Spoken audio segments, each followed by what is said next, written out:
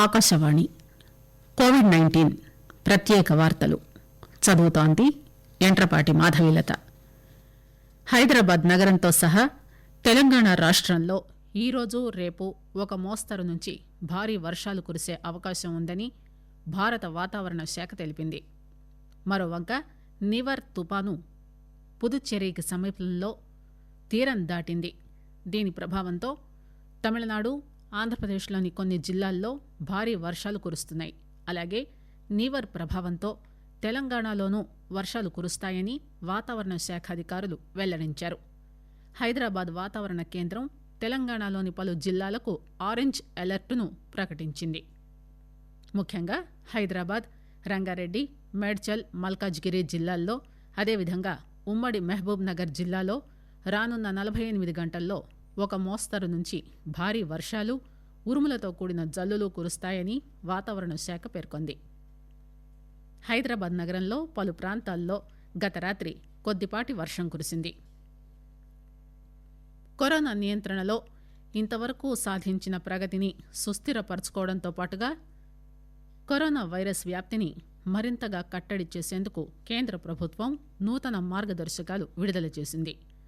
రాష్ట్రాలు, కేంద్రపాలిత ప్రాంతాలు డిసెంబర్ 1వ తేదీ నుంచి ఈ మార్గదర్శకాలను అమలు చేయాలని హోంమంత్రిత్వ శాఖ తెలిపింది.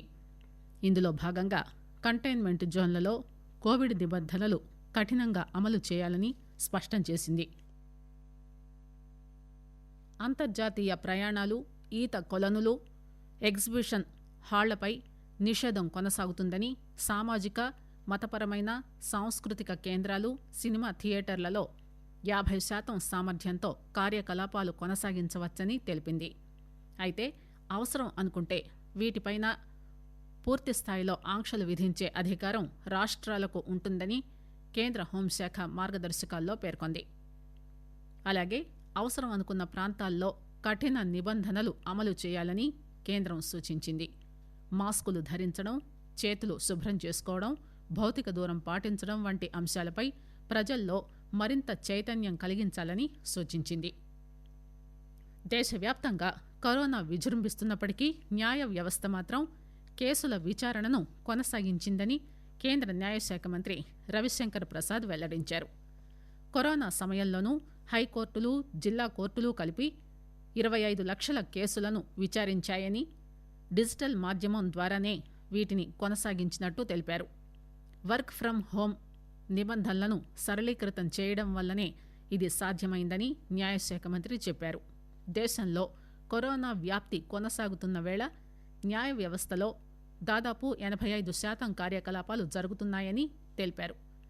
దేశవ్యాప్తంగా ఉన్న 25 హైకోర్టులు, వందల సంఖ్యలో ఉన్న జిల్లా కోర్టుల్లో 25 లక్షల కేసులను వర్చువల్ రూపంలో విచారణ చేసినట్టు కేంద్ర మంత్రి రవిశంకర్ ప్రసాద్ పేర్కొన్నారు. వీటిలో సుప్రీంకోర్టులోనే దాదాపు 10,000 కేసులు వర్చువల్ రూపంలో విచారించినట్టు మంత్రి తెలిపారు. మాస్కులను నిరంతరం ధరించడం వల్ల కరోనాను నిర్మూలించవచ్చని శాస్త్రవేత్తలు తెలిపారు.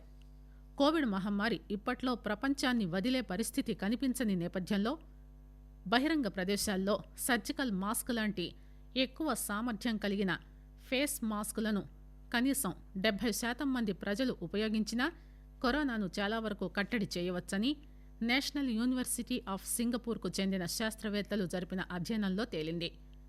చికిత్స కంటే నివారణే ఉత్తమం కాబట్టి అందరికీ టీకా అందే వరకు మాస్క్ ధరించడం, 2 గజాల భౌతిక దూరం పాటించడం, చేతులను, ముఖాన్ని పరిశుభ్రంగా ఉంచుకోవడం పట్ల ప్రతి ఒక్కరూ శ్రద్ధ వహించాలని శాస్త్రవేత్తలు సూచిస్తున్నారు. అంతేకాకుండా వస్త్రాలతో చేసిన మాస్కులను నిరంతరం ధరించినా కూడా వైరస్ వ్యాప్తిని అరికట్టవచ్చని తెలియజేశారు. ఆకాశవాణి కోవిడ్-19 ప్రత్యేక వార్తలు ఇంతటితో సమాప్తం.